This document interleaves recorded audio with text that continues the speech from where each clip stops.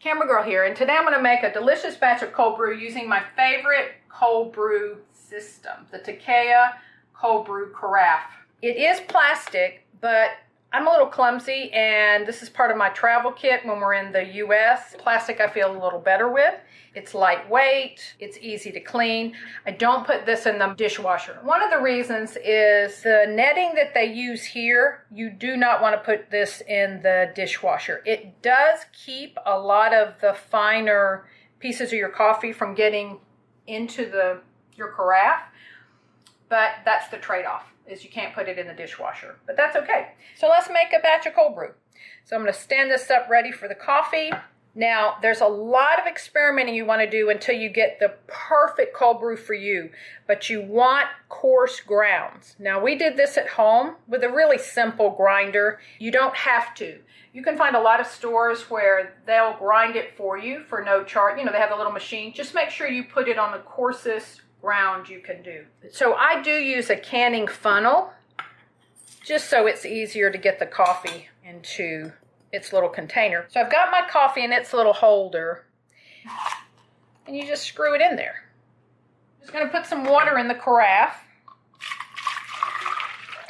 You don't want to fill it all the way up to the top, and if you have to experiment, it's not difficult. I know how much to put, but like for today, once I get it all the way in, I'm like, I can still put a little bit more. You can do this, you can measure it beforehand so you know how much, but again, a little bit of experimenting.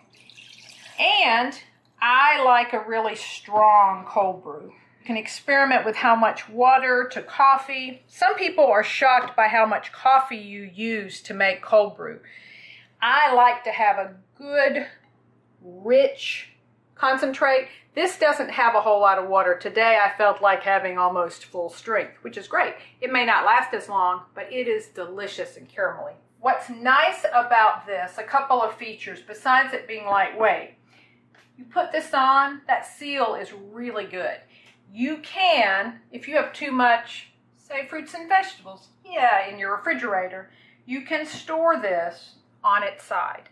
And we have had to do this a few times. I had this system before in Seattle. So this is the second time you've bought the same maker? And yes. We didn't have a problem with the other one. We just abandoned it when we went traveling. Yeah, we just got rid of everything. Because we went overseas and we sort of divested ourselves of all possessions.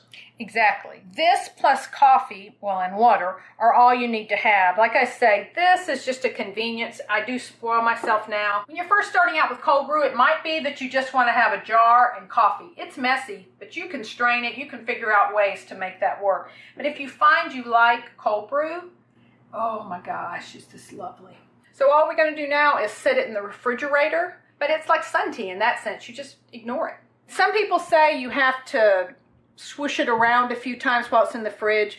The other nice thing with this system, I don't feel like you really have to do that. The coffee is sort of floating throughout, but again, that's up to you. I'm going to leave it for 24 to 36 hours. I know it's a long time to wait, but it's worth it. Some people, and you can try this, just leave their coffee in for 12 hours. I just don't feel like it's as velvety smooth, and I don't feel like it gets the caramel notes. I like a good, bold cold brew, so we're going to check it in 36 to 24 hours. Beep, beep, beep, beep. Ooh, what a difference a day makes. So sometimes I do leave it 36 hours, but today, I want it now. Now! If I had stored it like this, it would still be fine, which is, I'm not saying do it all the time, but it is a nice feature if you've got too much junk in your refrigerator. Then you're just taking this off and then separate the grounds from your carafe or your pitcher.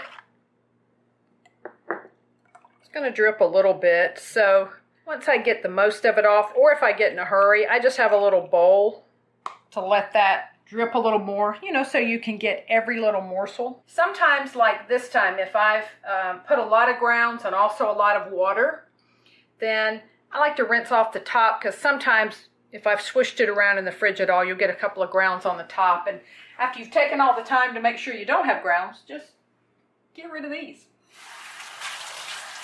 But that's it. And then you've got a ready-made pitcher for your cold brew to go back in the fridge. This is pretty easy cleanup. I would suggest not waiting until your grounds are all the way dry. Number one, it stains it more. It just, to me, you know, clean up. Maybe that's from Chef Book, he tells me. Clean in a timely fashion. Yeah. Clean in a timely fashion. You know, leaving it a few days, you might have a science project. So we made our cold brew. The most painful part was the waiting. So let's pour a glass of cold brew.